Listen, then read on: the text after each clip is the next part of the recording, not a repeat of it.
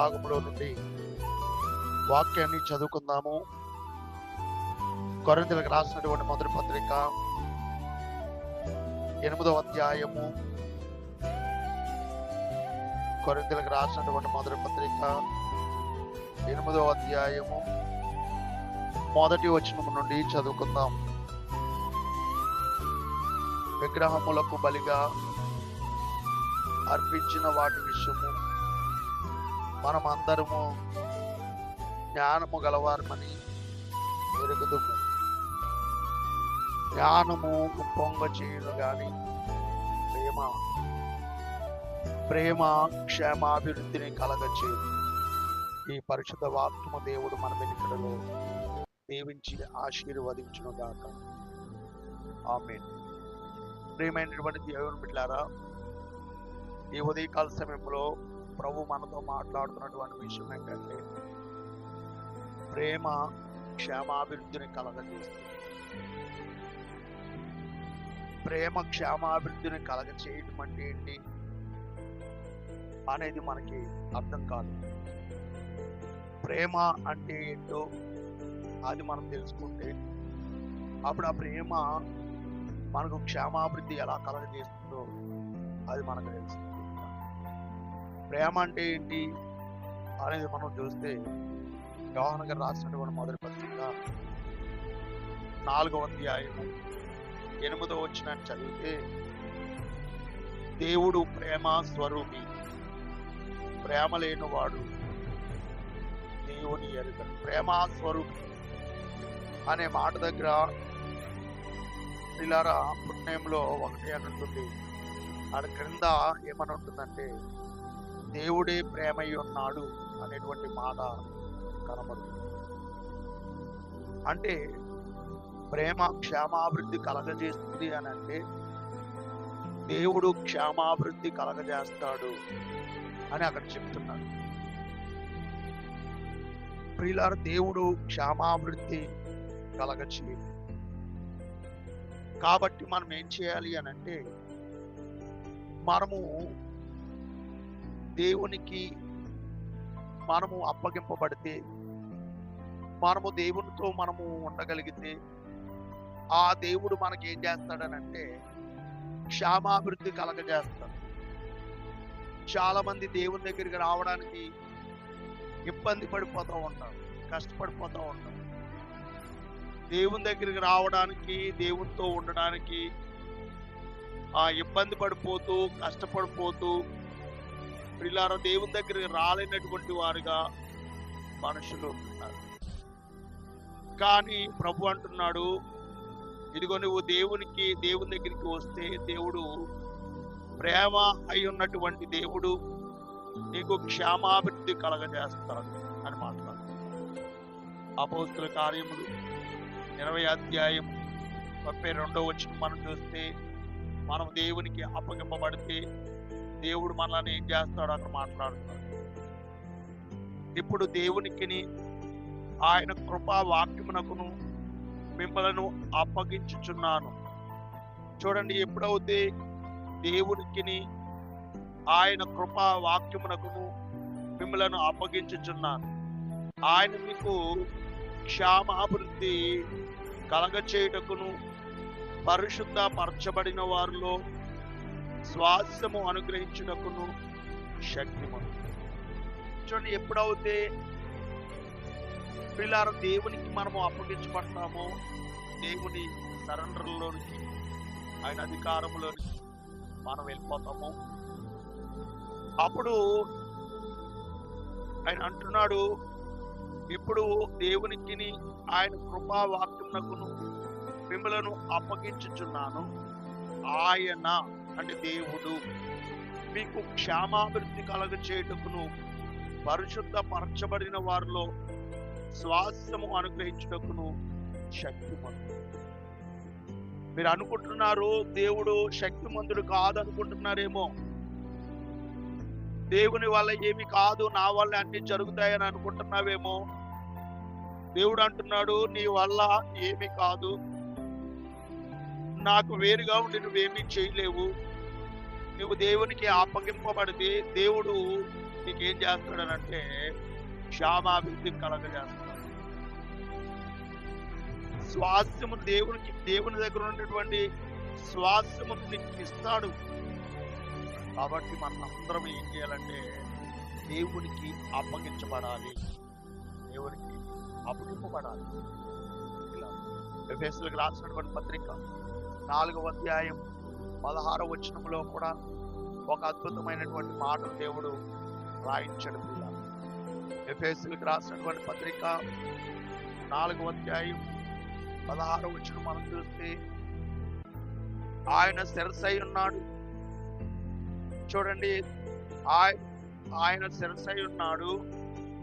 ఆయన నుండి సర్వ శరీరము చక్కగా అమర్చబడి, చూడండి, తనలో ఉన్న ప్రతి అవయవము తన పరిమాణము చొప్పున పని చేయుచుండగా ప్రతి కీలు వలన కలిగిన బలము చేత అతకబడి ప్రేమయందు తనకు క్షేమాభివృద్ధి కలుగునట్లు శరీరమునకు క్షేమాభివృద్ధి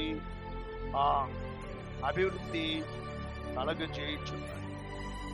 పిల్లారా, ఆయన శిరస్సు అయి ఉన్నాడు. ఆయన మనకు శిరస్సుగా ఉంటే మనము ఆయన సంఘములో మనము చార్చబడిన వారుగా ఉంటే, పిల్లారా, ఆ శిరస్సు అయినప్పుడు ఆయనతో సర్వ శరీరము చక్కగా అమర్చబడి, మనం ఆయనలో చక్కగా అమర్చబడితే తనలోనున్న ప్రతి అవయవము అనగా ప్రతి వ్యక్తి తన పరిమాణము చొప్పున పనిచేస్తుండగా అండి ఆయనలో మనం చక్కగా అమర్చబడి మనం ఏం చేయాలంటే ప్రతి వ్యక్తి, దేవునిలోకి వచ్చినటువంటి ప్రతి వ్యక్తి తన పరిమాణము చొప్పున పనిచేస్తూ ఉంటే ప్రతి కీలు వలన కలిగిన బలము చేత అతకబడి ప్రేమయందు అంటే దేవుని యందు తనకు క్షేమాభివృద్ధి కలుగునట్లు శరీరమునకు క్షేమాభివృద్ధి అభివృద్ధి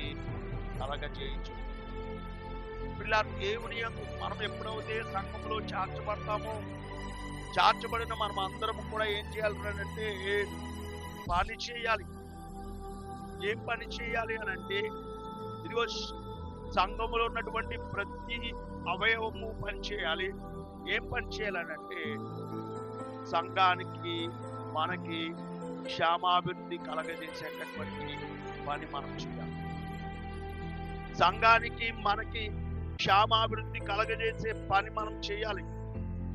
అలా మనం పని చేసినప్పుడు అప్పుడు దేవుడు అంటే పిల్లరా మనకి ఏం చేస్తాడనంటే అభివృద్ధిని కలగజేస్తాడు. రోజున క్షేమాభివృద్ధి మనకి ఎలా కలుగుతుందనంటే మన వల్ల కలగదు.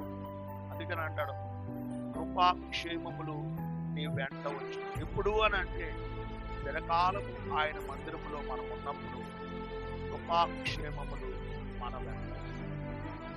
ఎప్పుడైతే ఆయన మందిరములో మనం ఉంటామో, ఆయన వాక్యానికి లోబడతామో, ఆయన వాక్య ప్రకారంగా జీవిస్తామో, అప్పుడు కృపాక్షేమములు మన వెంట వెళ్తాయి. చాలా మంది అనుకుంటున్నారు దేవుడిలో ఉండడం వల్ల కాదు, నేను సంపాదించడం వలన, నా ధనం వలన, నా బలం వలన నేను క్షేమంగా బ్రతుకుతున్నాను అనుకునేవారు ఉన్నారు చాలా మంది. నా ప్రియమైన సంగమా, మీరు బాగా గమనించండి, అర్థం చేసుకోనండి. ఆ దేవుని కలిగి ఉంటే కనుక దేవుడు కంపల్సరీ నేను అభివృద్ధిలోనికి తీసుకుని వస్తాను. కాబట్టి మనం ఏ పని చేయాలి, ఎలా చేయాలి అని మనం ఆలోచన చేయాలి. కొరింథీయులకు రాసినటువంటి మొదటి పత్రిక 10వ అధ్యాయం 23వ వచనాన్ని మనం చదివితే 23వ వచనం అంటున్నాడు, అన్ని విషయములలోనూ నాకు స్వాతంత్రము కలదు గాని అన్నియు చేయదగినవి కావు. అన్నిటి యందు నాకు స్వాతంత్రము కలదు గాని అన్నియు క్షేమాభివృద్ధి కలగ చేయవు. ఎవడును చూడండి, అంటే అన్నిటి యందు నాకు స్వాతంత్రము కలదు గాని అన్నియు చేయదగినవి కావు. అన్నిటి యందు నాకు స్వాతంత్రం కలదు కానీ అన్నియు క్షేమాభివృద్ధిని కలగచేయవు. మనం ఏం చేయాలంటే క్షేమాభివృద్ధి కలగజేసే వాటి మీద నా జీవితానికి ఏది క్షేమాభివృద్ధి కలగజేస్తుంది, ఏం చేస్తే నా జీవితము క్షేమాభివృద్ధి కలుగుతుంది. పిల్లారు, దేవుడు క్షేమాభివృద్ధి కలగజేస్తాను అని అంటున్నాడు. కాబట్టి నేను ఏం చేస్తే నా జీవితానికి క్షేమాభివృద్ధి కలుగుతుందని మనం ఆలోచన చేస్తే పిల్లారా, దానిని మనం చేసినప్పుడు అప్పుడు మన జీవితానికి క్షేమాభివృద్ధి కలుగుతుంది. ఏం చేస్తే మనకు కలుగుతుందని మనం తెలుసుకున్నామంటే ఫస్ట్ దేవుళ్ళలోకి రావాలి, తర్వాత సంఘములో మనము చేర్చబడాలి, చేర్చబడి సంఘంలో ఆ పని చేయాలి. పని చేసినప్పుడు అప్పుడు మన జీవితానికి ఏం కలుగుతుందంటే క్షేమాభివృద్ధి కలుగుతుందని మనం తెలుసుకుంటాం. అంటున్నాడు, ఒకవేళ ఇది కాదు, అన్ని చేయడానికి నీకు స్వాతంత్రం ఉంది, లోకంలో నువ్వు అన్ని చేయడానికి నీకు స్వాతంత్రం ఉంది, ఎక్కడికి వెళ్ళడానికైనా నీకు స్వాతంత్రం ఉంది, ఏది తినడానికైనా ఏది తాగడానికైనా నీకు స్వాతంత్రం ఉంది. కానీ అవి నీకు క్షేమాభివృద్ధి కలగజేస్తున్నాయా దేవా? ఇది తింటూ వల్ల నాకు క్షేమమా కాదా? ఇది తాగుతాం వల్ల క్షేమమా కాదా? ఇలా ప్రవర్తించడం ద్వారా క్షేమమా కాదా? ఇదిగో నేను ఇలాగా అనేకమైనటువంటి చెడ్డ ఫోన్లు మాట్లాడటం వల్ల క్షేమంగా కాదా అని ఒక్కసారి మనము పరిశీలన చేసుకుంటే అప్పుడు మనకి క్షేమాభివృద్ధి కలగజేసింది ఏంటో అది మనకు అర్థమవుతుంది.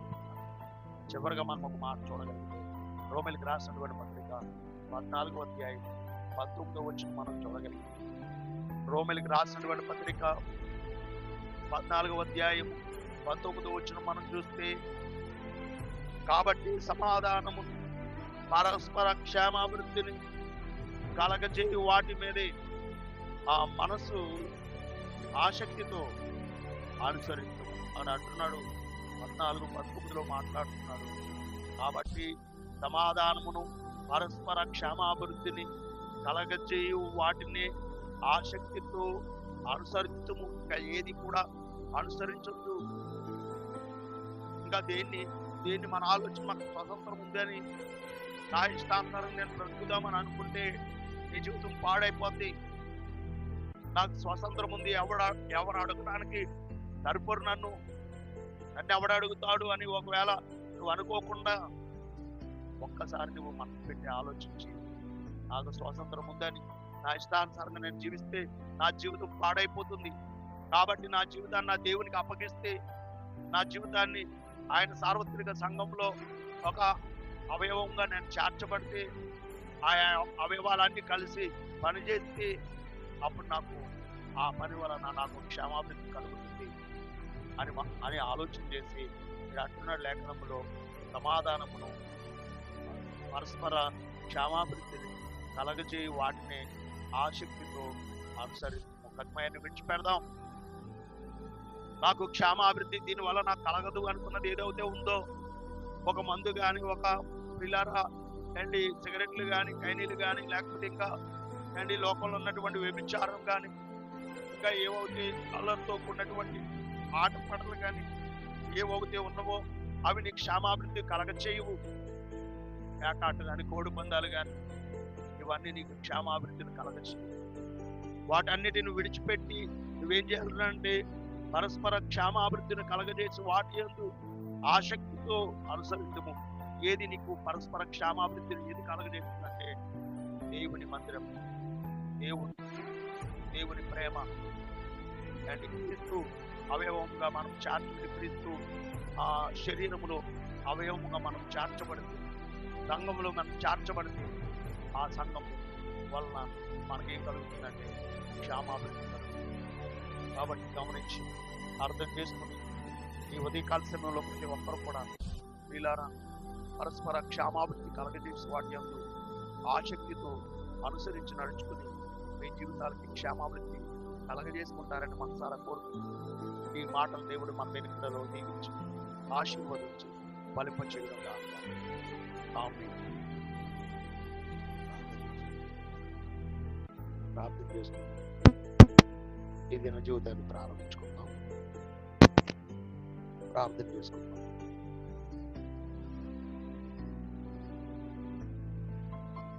మహాకనికరం కలిగినటువంటి మా ప్రియపరలో తండ్రి, మీ శ్రేష్టమైన ఘనమైన అత్యున్నతమైనటువంటి నామమున స్తోత్రములు కృతజ్ఞతాస్తుతులు చెల్లిస్తున్నాము. మీ మహాదయలో మహాకృపలో గడిచిన దినమంతా కూడా ఎంతగానో మమ్మలను కాచి కాపాడి మీరు చెత్త భద్రపరిచి మంచి ఆరోగ్యమును ఆవిష్కాలను మాకు అనుగ్రహించి విధానాన్ని బట్టి మీకు వందనాలు ఇస్తున్నాను. నా బిడ్డలు ఈ దిన జీవితాన్ని ప్రారంభించిన బిడ్డలు సిద్ధపడతాను. వారి పనులు ప్రయాణాలు వ్యాపారాలు ఎవరికి ఎటువంటి ఇబ్బంది లేకుండా మీ కాపుదలు మీ సన్నిధిలో నిత్యము మీ నామాన్ని స్తుతించి గణపరిచి ఆరాధించే బిడ్డలు మాకు సాధించు తండ్రి.